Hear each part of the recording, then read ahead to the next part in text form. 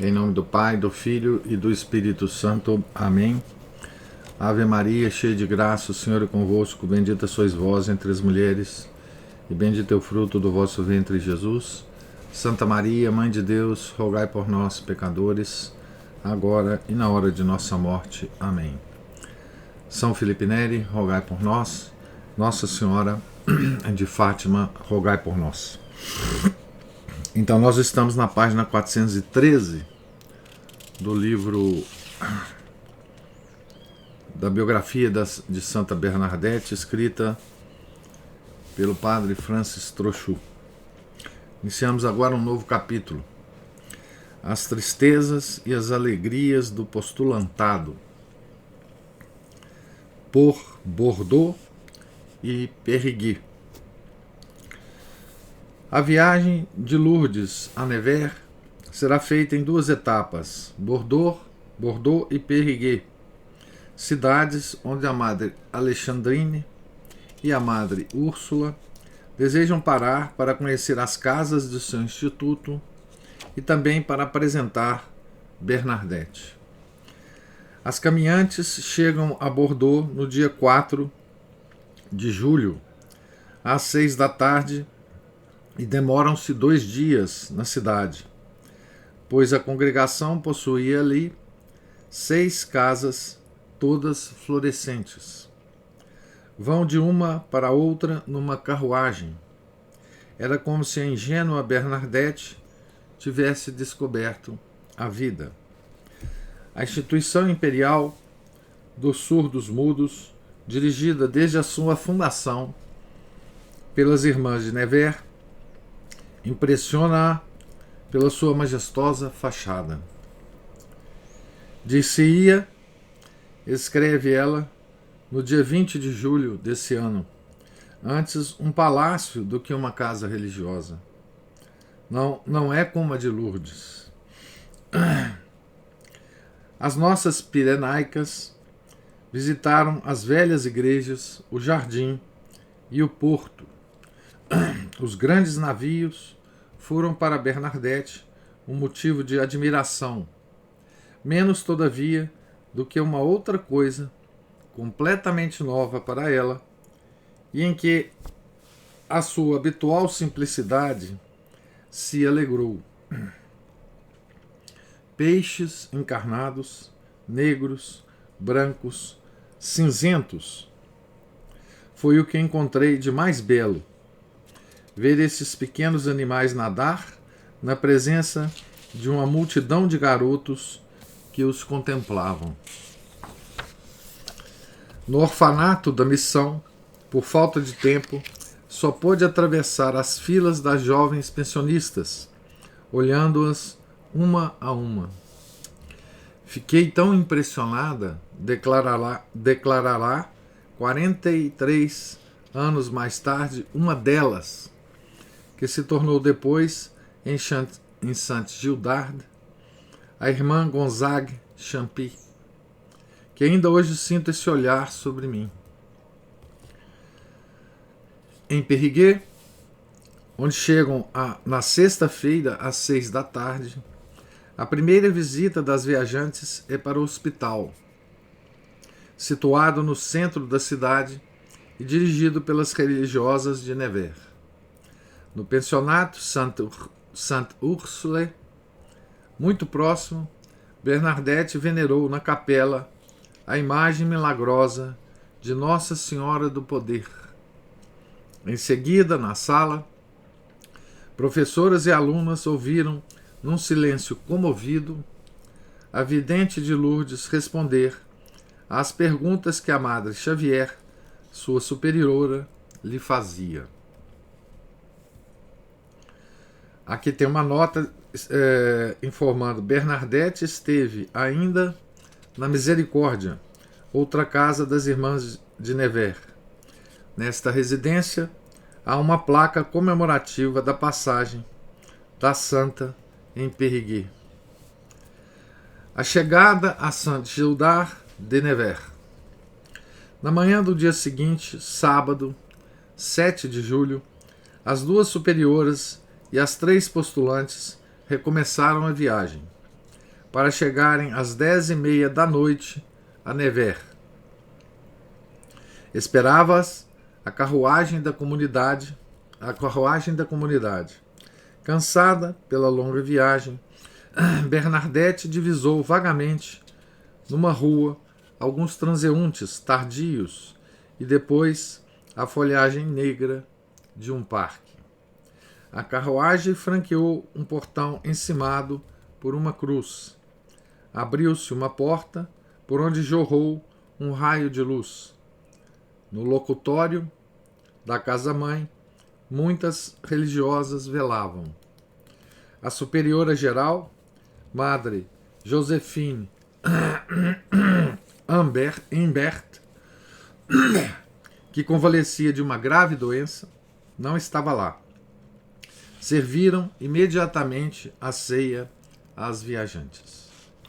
As superioras de Lourdes e de Bagnères, depois da ceia, recolheram aos seus quartos.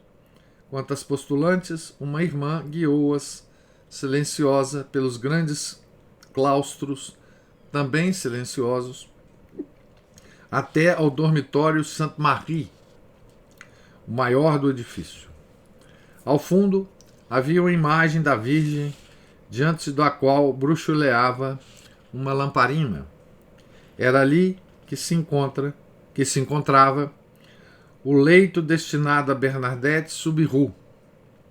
Dirigiu-se para lá, na ponta dos pés, entre as 4 fileiras de camas veladas por longos cortinados brancos. Aqui tem uma nota dizendo: o relato desta viagem baseia-se em documentos autênticos da casa-mãe. Vemos desde então que caso devemos fazer de algumas narrativas bastante fantasiosas. As viajantes parando em Perpignan, a superiora geral acolhendo secamente a postulante e mandando-a imediatamente trabalhar para a cozinha. Acontecerá o mesmo no que respeita aos acontecimentos e apreciações que se seguem. Então tem muitos relatos, né? Nos informa aqui o padre Francis Trochu, fantasiosos, né? Digamos assim. A congregação das Irmãs da Caridade e de Instrução Cristã. Ao entrar para a congregação das Irmãs da Caridade e de Instrução Cristã de Nevers, a vidente de Lourdes não penetrava no mundo completamente inexplorado, pois desde criança as conhecia com seu hábito negro de muitas pregas e sua touca branca, em oval, que termina por 2 tiras alongadas sobre o peito. Algumas delas, primeiro na escola, depois no pensionato, tinham-na preparado para a primeira comunhão. Ensinavam-lhe o pouco que sabia, preservavam-na dos contatos do mundo e guiaram-na com seus conselhos e exemplos. Ouvira mais do que uma vez contar a história do seu instituto. Existia há quase 2 séculos. Sob o reinado de Luís XIV, em 1680, havia em Sainte-Souge, pequena cidade edificada ao redor de um antigo mosteiro, hoje capital de cantão nos arredores de Nevers, um jovem monge de 27 anos, Jean-Baptiste de Laveigne. Sainte-Souge, priorado dependente da abadia beneditina Saint-Martin d'Auton, era, como se dizia então, um benefício regular, e Dom Jean-Baptiste era o seu titular por sucessão de seu tio Dom Nazaire Gourlot, que tinha resignado, entre aspas, aposentado. Estando este pobre priorado reduzido a um único religioso, Laveigne estava sempre muito ocupado, pois tinha praticamente a seu cargo toda a paróquia. Encontra aí muita ignorância e miséria. Não havia hospital, não havia médico. De Lavém desvela-se a cabeceira dos doentes. Mas quem cuidará das jovens e das mulheres? Pede auxílio. Duas jovens de Sainte-Souge apresentam-se. Jeanne Leger, cujo pai é meirinho real, e Madre Marchand G, filha de um notário da terra. O padre aponta-lhe o exemplo de Marta, imagem da vida ativa ao serviço do próximo pela caridade, e Maria, imagem da vida contemplativa exclusivamente devotada a Deus pelo amor da verdade. Compreenderam. Depois de retemperarem a alma na oração, irão à casa dos doentes e dos necessitados. Ensinarão o catecismo às crianças. Muitas companheiras serão conquistadas pelo seu ideal. Uma destas, Marceline Popé, tornar-se-á o braço direito do fundador. Adotam um nome: as Irmãs da Misericórdia. No entanto, Jean-Baptiste Lavén, na sua humildade, julga-se incapaz de formar almas religiosas. Duas das suas enfermeiras voluntárias foram enviadas para as Irmãs do Santo Sacramento de Montreux, denominadas Irmãs de Caridade. Uma dessas Irmãs de Caridade, de Montreux, vem fixar-se em Sainte-Souge. É a irmã Anne-Marie Guillot, que se torna mestra do noviciado. Pouco tempo depois, ao fim de um ano, é enviada a Nevers, a Monsieur Bolacre, capelão do hospital. Dirigiu-se para lá com 4 noviças. Será esta a origem de um grupo religioso votado ao cuidado dos doentes. As Irmãs da Misericórdia de Sainte-Souge e as Irmãs da Caridade de Nevers.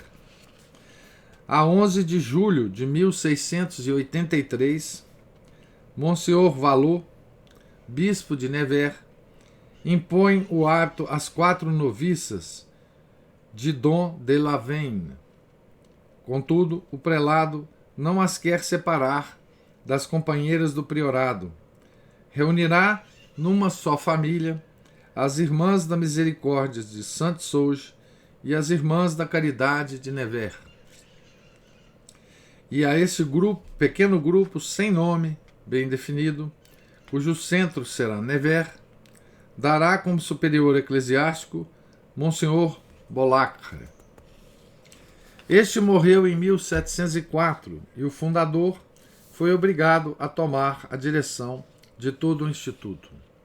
Batiza definitivamente todas as suas freiras com o nome Irmãs da Caridade e da Instrução Cristã.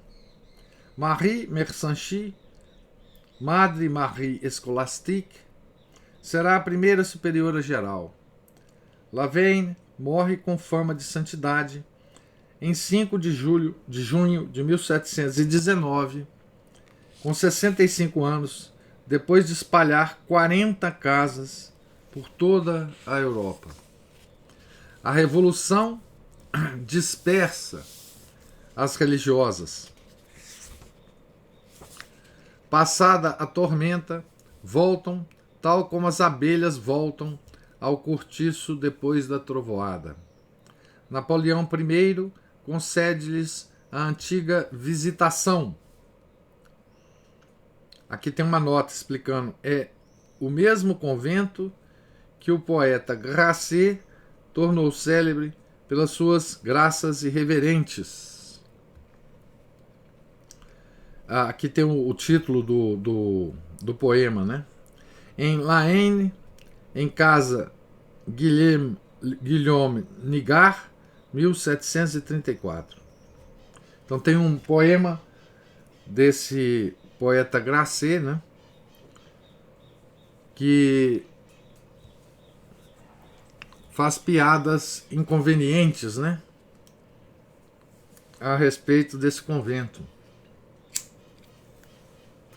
Das Irmãs da Visitação, né, que é a antiga Visitação. Mas em meados do século XIX, as noviças abundam. A velha casa-mãe torna-se muito pequena. É preciso construir um novo mosteiro.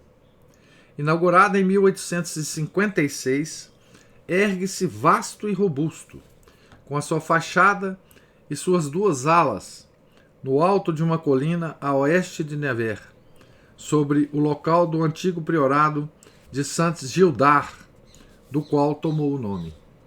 Então essa é uma pequena história, né, da ordem que acolhe, né, a Santa Bernadette. Uma ordem do século XVII, né, 200 anos, mais ou menos. A antiga Visitação em Saint-Gildard. É, portanto, num convento quase novo que Bernadette é recebida no dia 7 de julho de 1866. E podia dizer-se que entrava para uma congregação em plena prosperidade. No ano anterior, além de um grande número de professas, Saint-Gildard contava, tanto no noviciado como na casa, 132 noviças e 30 postulantes. 21 apresentaram-se no decorrer de um só mês, maio de 1866. A chegada da vidente de Lourdes foi um acontecimento especialmente agradável em Saint-Gildard. Os documentos contemporâneos dão testemunho disso. No livro de entradas, vulgarmente pouco expansivo, lê-se. O livro de entradas é uma espécie de... Ele vai citar esse livro de entradas aqui algumas vezes. É uma espécie de diário oficial, né, do convento. Então, no livro está escrito o seguinte: Mademoiselle Bernadette Soubirous, postulante de Lourdes, de 23 anos de idade, entrada a 8 de julho de 1866. Admitida gratuitamente.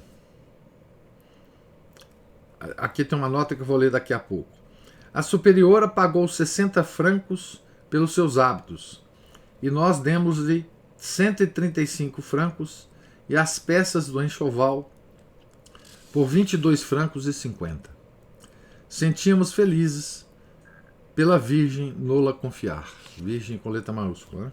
Aqui tem uma nota que vai que é até um pouco longa, mas vai explicar algumas coisas. Então, admitida gratuitamente, né? A nota está nessa expressão. Isso parece estar em contradição com uma nota pomposa incluída por Jesus Barbet no seu livro Bernadette Soubirous, página 243. Abre aspas. Existe em Montluçan, próximo de Chasselet, no Ródano, um castelo com grandes herdades e possuindo magníficos vinhedos. O castelo e as herdades foram oferecidas à Congregação das Religiosas da Caridade e da Instrução Cristã de Nevers, como dote de Bernadette. Fecha aspas. Há aqui um qui pro quo.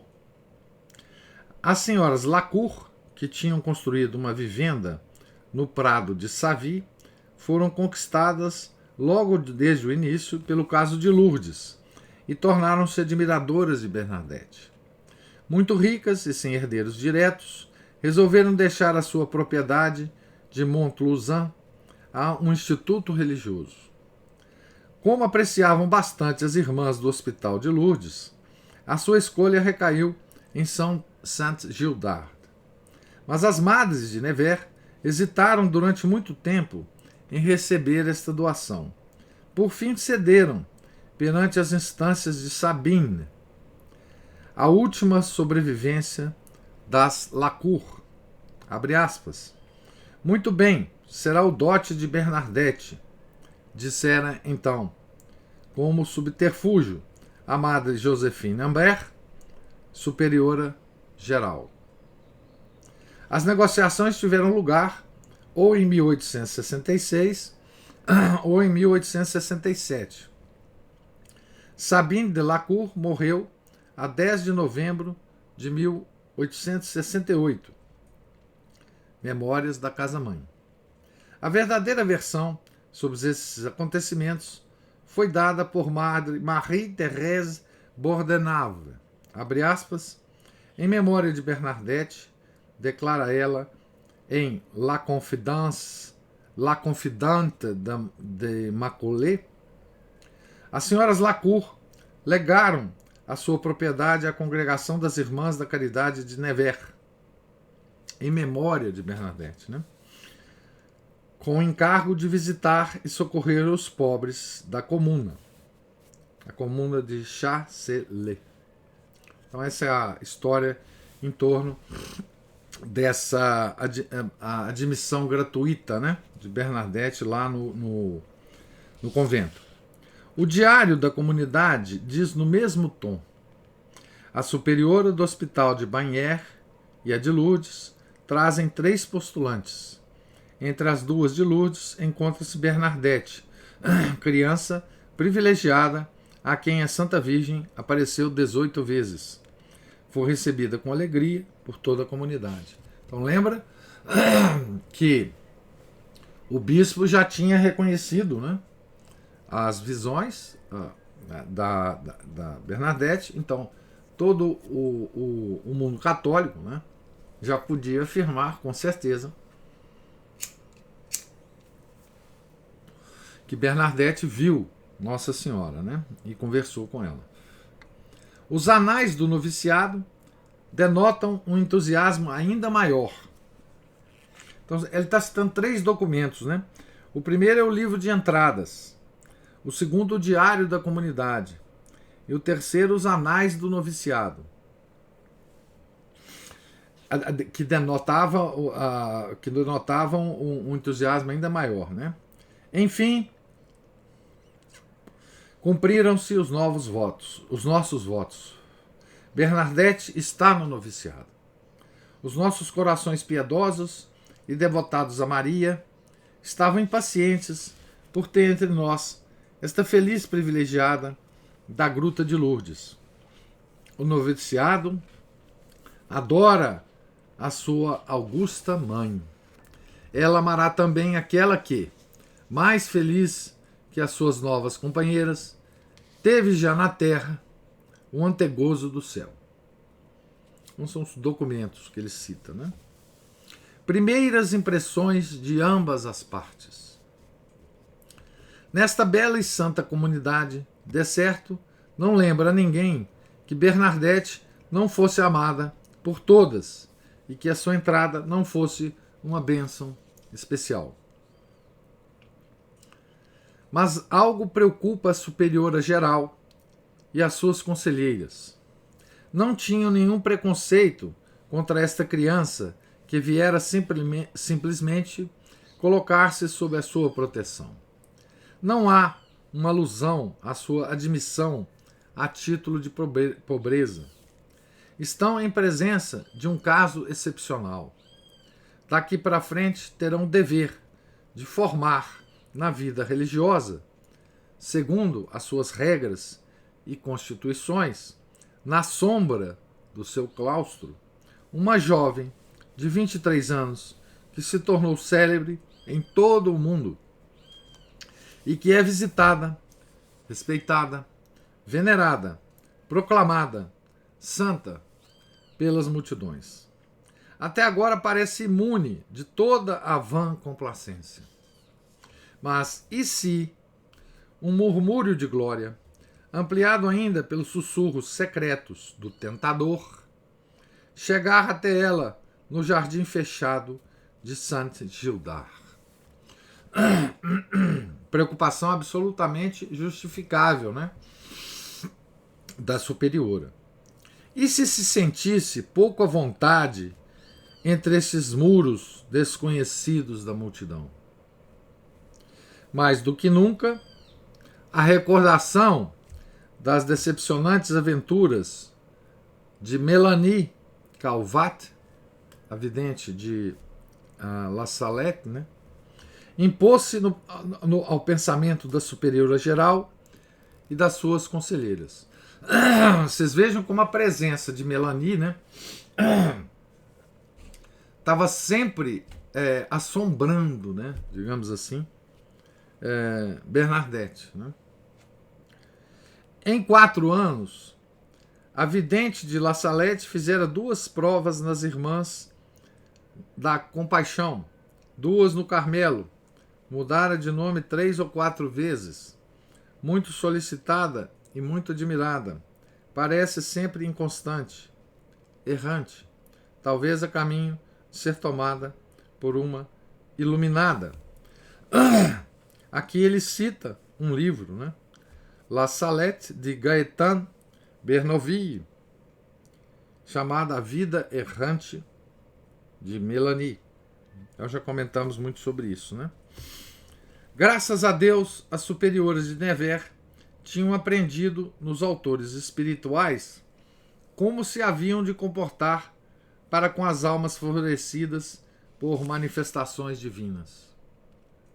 Na sua subida ao Carmelo, São João da Cruz não aprova os diretores imprudentes que se prestam a longos diálogos com elas sobre suas revelações ou visões.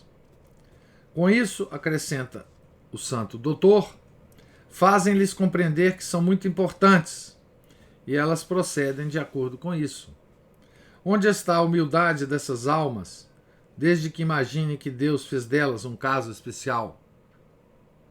Neste caso, as almas entregues às suas impressões já não são inspiradas pela fé. Fecha aspas. Palavras de São João da Cruz, né?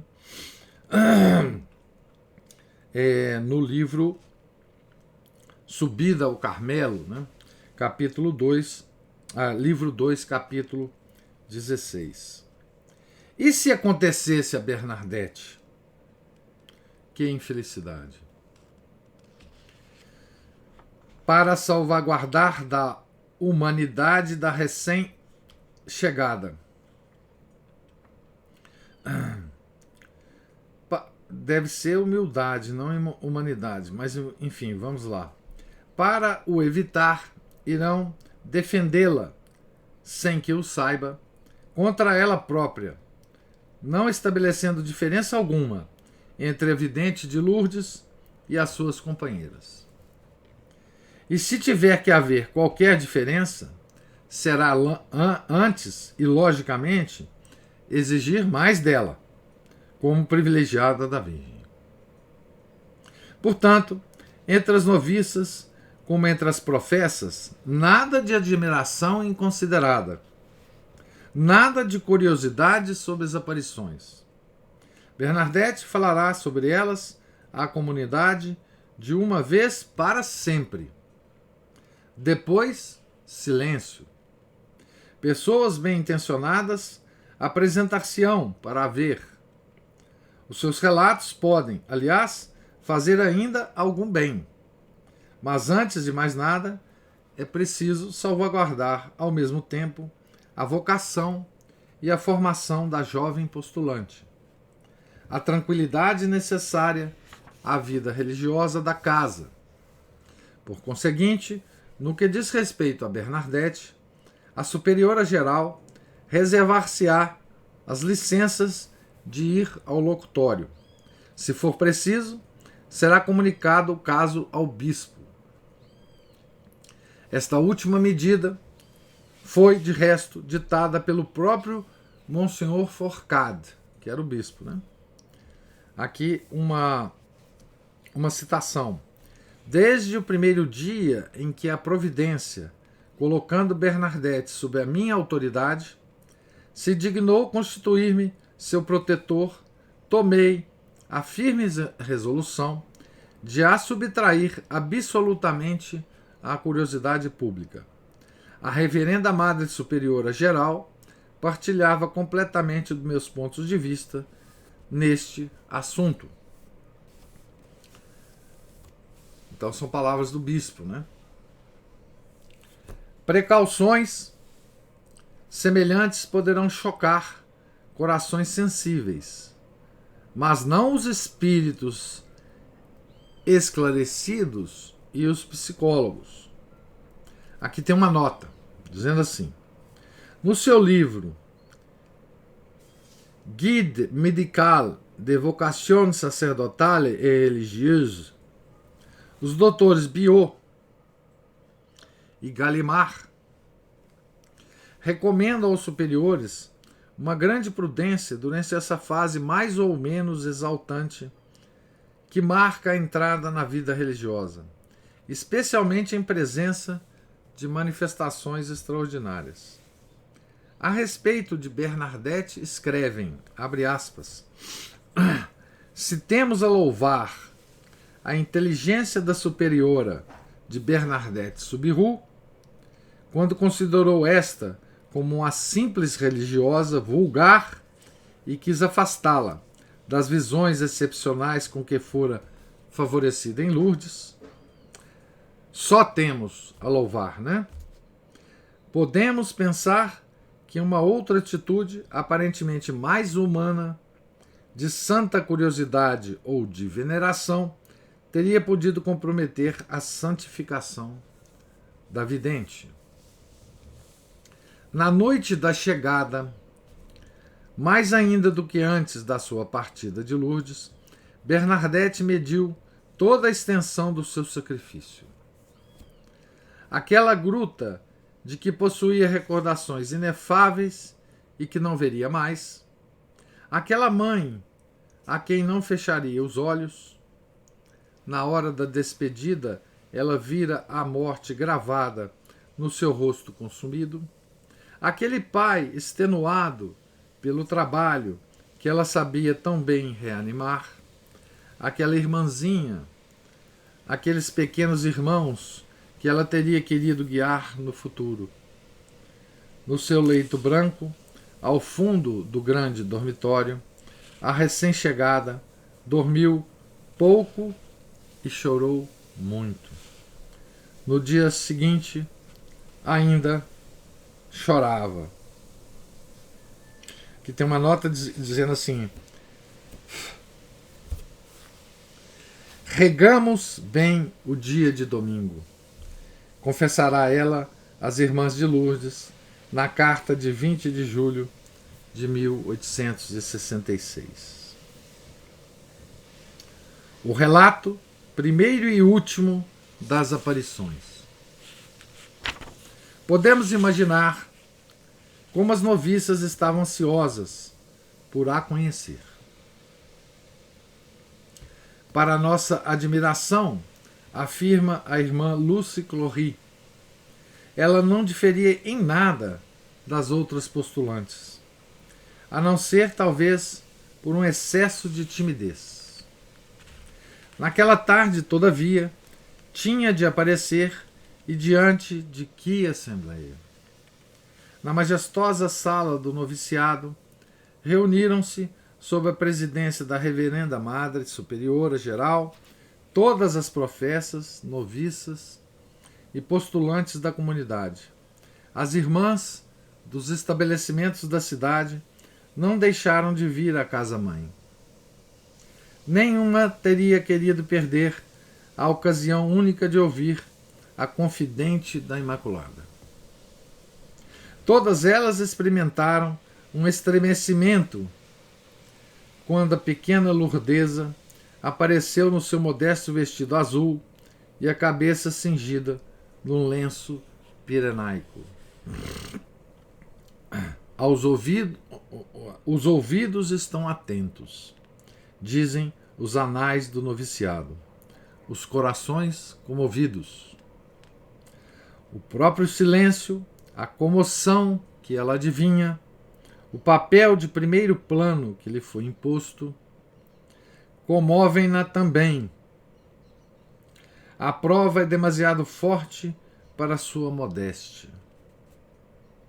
O seu relato das aparições será mais pobre do que nunca. No rosto lê-se a fadiga da viagem. Foi preciso que a superiora de Lourdes a auxiliasse e encorajasse por várias vezes. A mestra de noviças, Madre Marie-Thérèse Vazou, teve de fazer o mesmo. Só à força de perguntas, a que respondia brevemente, conta uma das noviças de então, se pôde fazer uma pálida ideia da verdade que já conhecíamos. Apesar de tudo, foi uma cena deveras impressionante. Os anais do noviciado conservaram algo dos pensamentos e da admiração do auditório, e ainda as passagens mais maravilhosas da narrativa. Como era ela, essa senhora? Pergunta a Madre Marie-Thérèse. E Bernadette descreve-a como bela, de uma beleza incomparável, toda vestida de branco, com uma rosa sobre cada pé e as mãos unidas. A mestra de noviças aventura-se no terreno reservado aos 3 segredos. Todos se felicitam pela absoluta discrição da postulante. Bernadette conta o que sabe, ou melhor, o que pode dizer. A Santíssima Virgem disse-lhe coisas que ela não pode revelar a ninguém. Feliz criatura, que aos 14 anos tem misteriosos colóquios com a Rainha dos Anjos. A superiora do Hospital de Lourdes provocou um ligeiro incidente que fez sorrir a assistência. Bernadette, falando da fonte milagrosa, confessou que foi lá muitas vezes para beber e para se lavar. Então a Madre Alexandrine Roque cochichou ao ouvido da superiora geral. Pode julgar por esse fato como é pequena a sua mortificação. Mortificação da Bernadette. Né? Bernadette, que tinha um ouvido muito bom, compreendeu e replicou com uma familiaridade afetuosa à sua antiga superiora de Lourdes. E também a água estava tão suja. A vidente teve que reproduzir os gestos e as palavras da senhora quando necessário. Seguiu-se uma transformação da humilde jovem. Ao seu rosto cansado, iluminou-se por um sorriso divino, quando, ao abrir as mãos que conservava unidas, e encostando-se ao coração, repetiu palavras imortais. Eu sou a Imaculada Conceição. Um grande silêncio pairou na sala. Esse gesto, né, que ela repetiu algumas vezes, era o gesto que admirava, né? Todo mundo admirava, e era o gesto da graça transparente, né, para todo mundo ver, da graça da aparição. Né? Ela se transformava fisicamente, né, gente? É isso que eu quero dizer, quer dizer, de uma moça cansada, depois de uma viagem longa, né? Quando ela fazia o gesto, já não era mais aquela menina cansada, né? Já era o reflexo de Nossa Senhora, né? E assim um grande silêncio pairou na sala. A tristeza do afastamento.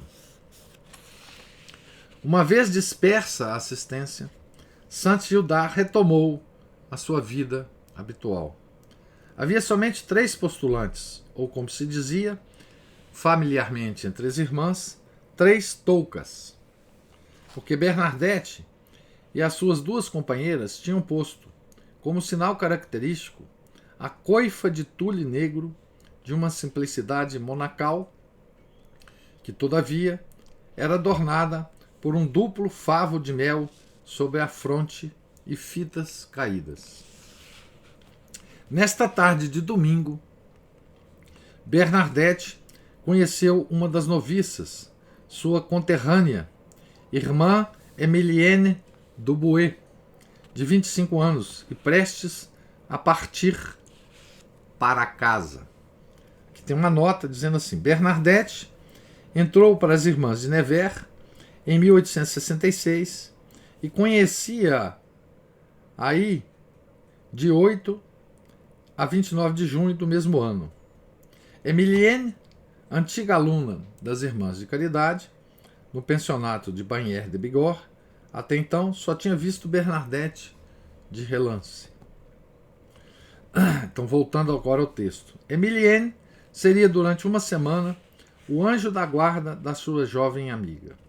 Levou-a a visitar o edifício e ensinou-lhe pormenorizadamente a regra e os exercícios do noviciado. Muito atenta, Bernadette provou, pelas suas perguntas, estar ansiosa por conhecer os seus novos deveres. Iniciou imediatamente o apostolado de edificação que continuará até a morte. Bernadette tinha reparado que, ao entrar na capela para iniciar as suas orações, a irmã Emilienne Dubuet se persignava precipitadamente. A irmã faz o sinal da cruz, disse-lhe Bernadette. É preciso prestar atenção, porque importa muito fazê-lo bem. Nesses primeiros 8 dias houve muitas lágrimas. Saudades, sobretudo, da gruta. Poderei eu habituar-me à ideia de que vou ficar privada dela? Suspirava Bernadette. Então, dizia gentilmente a irmã Emilienne, chore um pouco. É o sinal de uma boa vocação. Por mais que fizesse para esconder a sua mágoa, os olhos avermelhados traíam-na.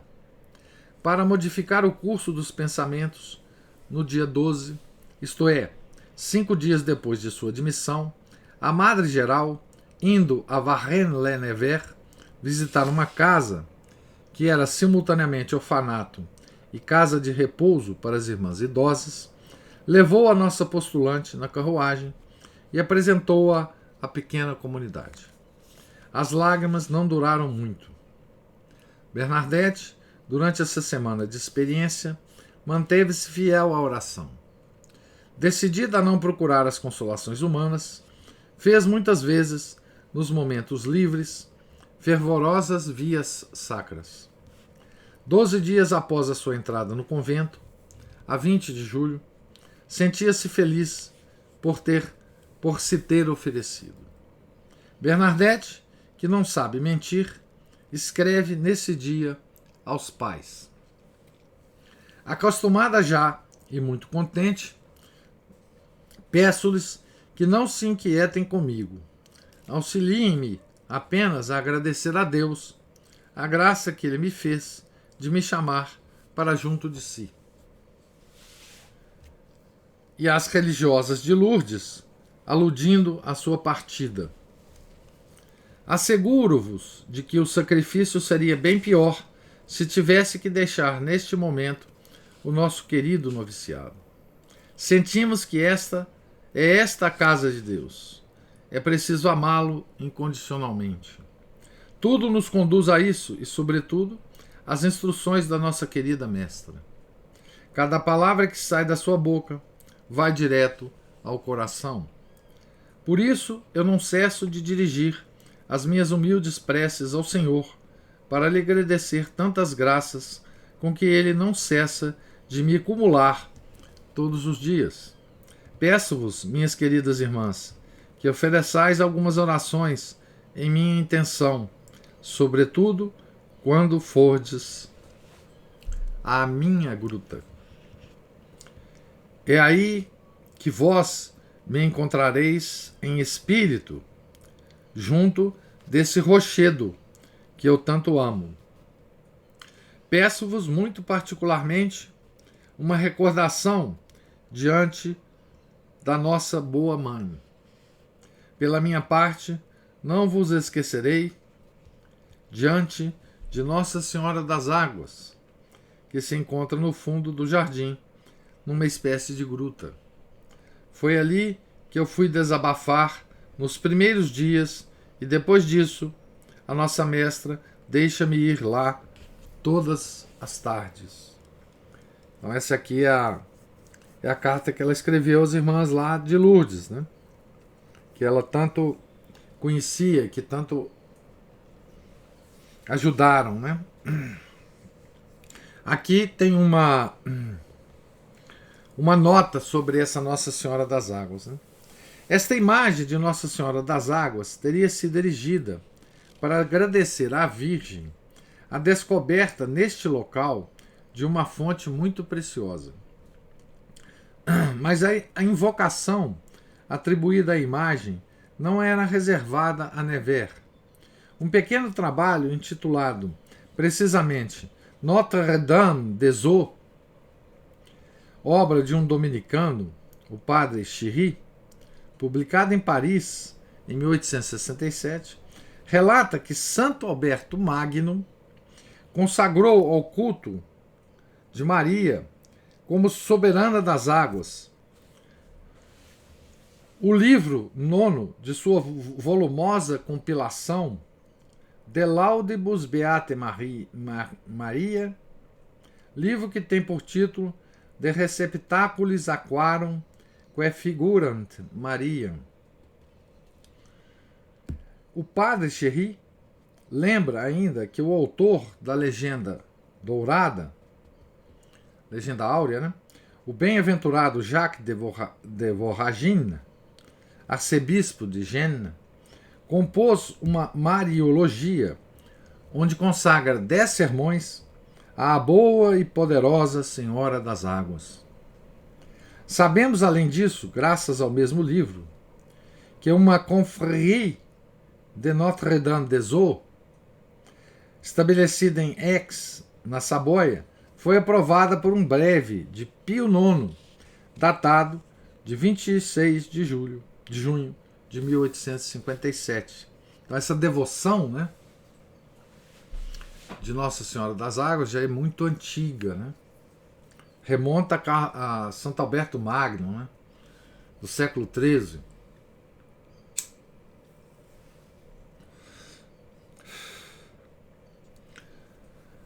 Num passeio através dessa grande cerca, Bernadette descobrira, num dos recantos mais escondidos, sob uma áspera vereda, aquela imagem da Virgem que lhe fará sempre lembrar, pelo seu sorriso delicioso e pela atitude das suas mãos estendidas, a Senhora da Gruta.